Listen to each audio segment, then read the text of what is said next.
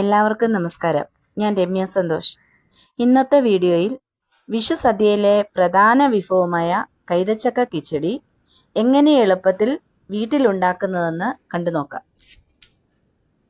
ആദ്യം കൈതച്ചക്ക തൊലി ചെത്തി വൃത്തിയാക്കി ചെറിയ കഷ്ണങ്ങളാക്കി എടുത്ത് മഞ്ഞളും ഉപ്പും മധുരത്തിന് ഇത്തിരി പഞ്ചസാരയും ചേർത്ത് ആവശ്യത്തിന് വെള്ളവും ഒഴിച്ച് വേവിച്ചെടുക്കാം.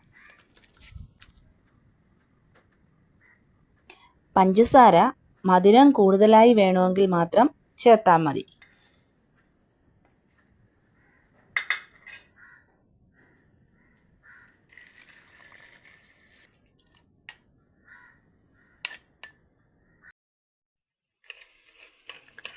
വെന്തതിന് ശേഷം എളുപ്പത്തിനായി മിക്സിയിൽ ഇതൊന്ന് ഉടച്ചെടുക്കാം.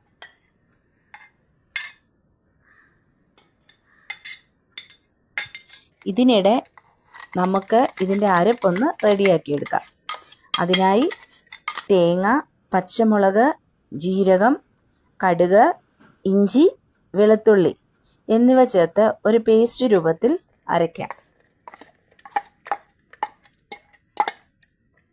ഉടച്ച കൈതച്ചക്കയിലേക്ക് അരച്ചു വെച്ച അരപ്പ് ചേർത്തിളക്കി ചൂടാക്കുക. ശേഷം അടുപ്പ് ഓഫ് ചെയ്ത് അല്പം തണുത്തതിന് ശേഷം തൈര് ചേർത്ത് ഇളക്കി കൊടുക്കുക.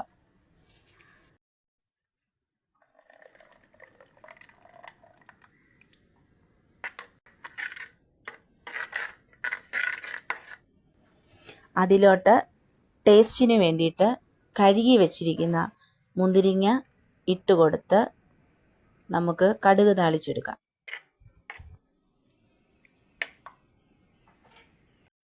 കടുക് താളിക്കാൻ ഞാനിവിടെ എടുത്തിരിക്കുന്നത് വെളിച്ചെണ്ണയാണ്. എണ്ണ ചൂടായതിന് ശേഷം കടുക് പൊട്ടിച്ച് വറ്റൽമുളക്, കറിവേപ്പില താളിച്ച് കറിയിൽ ചേർത്തെടുക്കുക. ഇപ്പോൾ നമ്മുടെ രുചികരമായ കൈതച്ചക്ക കിച്ചടി റെഡിയായിട്ടുണ്ട്. ഈ വീഡിയോ നിങ്ങൾക്കിഷ്ടമായാൽ ലൈക്ക് ചെയ്യാനും ഷെയർ ചെയ്യാനും ഫോളോ ചെയ്യാനും മറക്കല്ലേ. അഡ്വാൻസ് എല്ലാവർക്കും ഹാപ്പി വിഷു.